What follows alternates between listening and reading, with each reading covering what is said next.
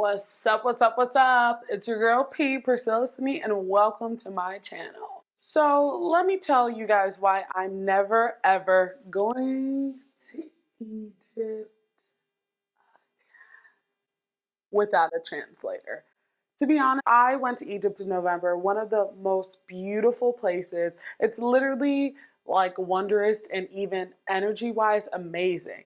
Went back in November, went for 8 days, great experience, except if you don't speak Arabic. I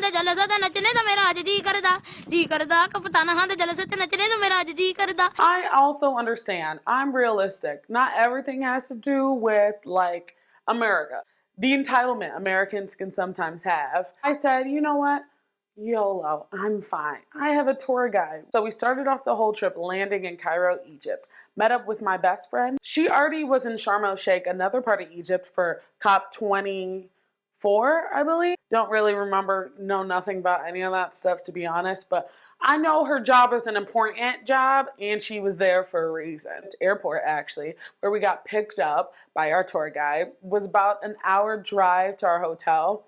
When I tell you this is one of the prettiest hotels I've ever been in, it was breathtaking. I felt like I was a celebrity. I'm like, is this what this feels like? Gorgeous, outstanding, beautiful, beautiful area. So with that, we get there, we're exhausted and tired. First thing we do is go on a cruise.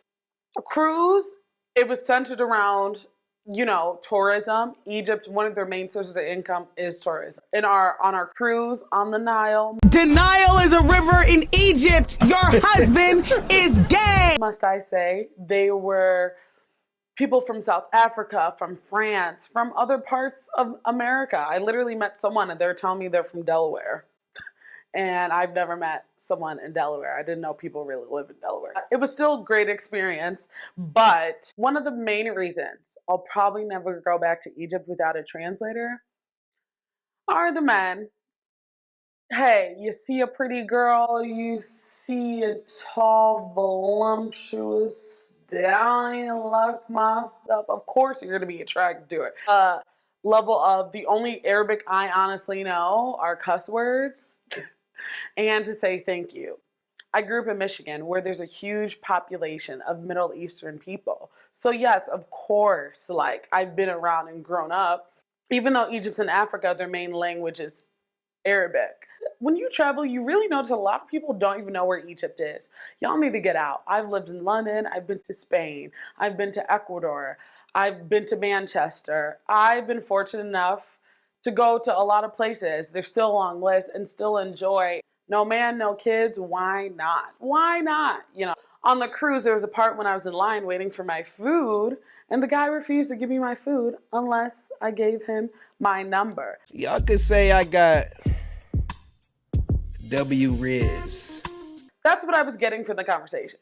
But if I had a translator at that point in time or I spoke Arabic, it probably would have been a little easier to communicate. So there was a part during the cruise when this guy loved us, was taking pictures of us, but we were trying to let him know, like, no, thank you, trying to sell us pictures. We just weren't really interested. We took 2, called it a day. Well, we kept 2 and called it a day.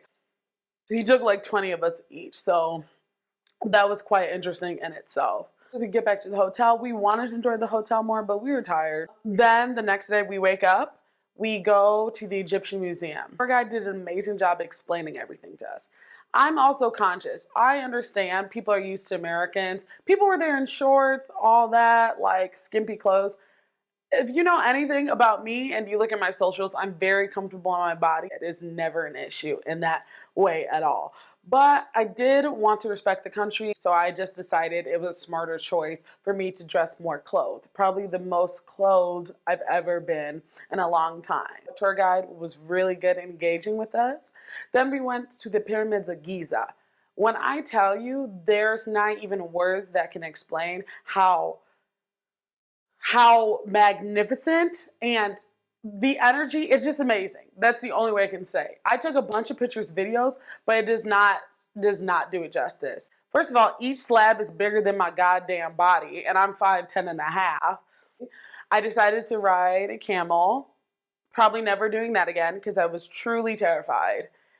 It's not even that they move super fast or anything. I just am scared of heights, and they're super high. And I'm not gonna lie, the boy who was controlling Camel, you could tell he was just tired and annoyed. So the camel's like kind of fighting him, and I was freaking out. Then I looked down, see my best friend freaking out. It wasn't a good combination either or, but I still had a great time, and I am happy for the opportunity. I took cute pictures by the pyramid and angled it so it's like us holding the pyramid, you know? That was a great part of the trip, I will say. After that, the next step was we ate, did a little shopping, and on to the next. I will say, I think because a lot of the places they take us as a tourist are a little bit more watered down food-wise, I was a little disappointed by the food because and growing up as a first-gen child myself and grew up around a bunch of different cultures, I feel like because of tourism, people probably can't handle the spice. They had to like mellow down the food. So I will say I was disappointed with that, unless I went to actual separate Egyptian restaurants for food and tasted amazing. It just was anything provided really by the tour company was a lot. But I'll tag the tour company. Next was Aswan. Aswan has Nubian people, so they look like me, honey, and I loved it. My tour guide, literally, who was not from Aswan, told us that Nubian people are some of the nicest people you'll ever meet, and everyone in Aswan's very relaxed and chill and very sweet and very welcoming and warm. So I was excited for that part. I was like, okay, and I get to see people that look like me. So now being there and understanding seeing Nubian people gives a whole new meaning to being like a Nubian queen. We went to Abu Simbel, gorgeous, very spiritual. We also went to the Nubian village, and that was probably a big part of the trip that we wanted to go because they have their own language and is taught down through the grandparents. So that was very interesting to learn about. And we went inside this Nubian woman's home and shows how the whole family stays together in her home. And I believe, all I remember, I think it's an alligator, whichever animal is smaller, we saw one of those. So that was interesting. And then the food near that was amazing. We had a really good meal out in Aswan. After we were in Aswan, we took a train ride over to Luxor. Luxor was probably my favorite part of the trip, but I will say, I will never go to Egypt again without a translator the whole time. Because when we put our bags somewhere, the guy's like, here, I'll just put it. I'm thinking he said, here, I'll just put it up here. No, he wouldn't give us our bags when we were trying to get off if we didn't tip him. One of their main sources of income. But I also was like, what if I didn't have cash on me? You weren't going to give me my bags? And when we're trying to explain to him, it just was a language barrier. It was a little bit of a struggle, I would say. I got in Luxor, got picked up. Tour guide, super nice, took us to the hotel, beautiful hotel. It was a nice, immaculate. Our tour guide in Luxor was probably the best. Hassan, thank you. He gave us a friendly vibe. He played around with us. We're young, so it was just me and her and the tour guide. Not to toot my own horn, but he loved me. I'm literally taking pictures, trying to take pictures with my best friend. Tour guide's literally let's take pictures, if it was our wedding.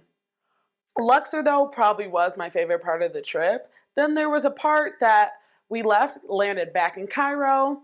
Once we landed back in Cairo, we literally had to deal with the whole struggle of, okay, now let's stay in a hostel for a day. That was an interesting experience. Not really any good lighting or mirrors. So that was a struggle.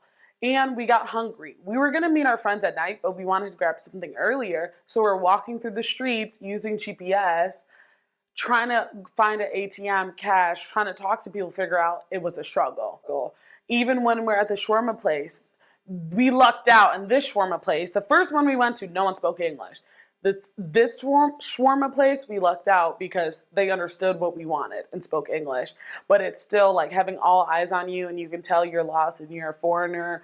It was hard to communicate, huge. We went later out to eat with our friends that are Moroccan Egyptians, so we had someone to translate for us, which was a huge thing. After that whole situation, last back at the hostel, enjoyed our time. We were there for 8 days, but I was ready to go home. We even went to the mall, and that was a beautiful experience, and I liked it. But when I was trying to order something to eat, I just had to pull out my translator app but it was a struggle because we did not have our one friend that was with us earlier in the trip that speaks Arabic.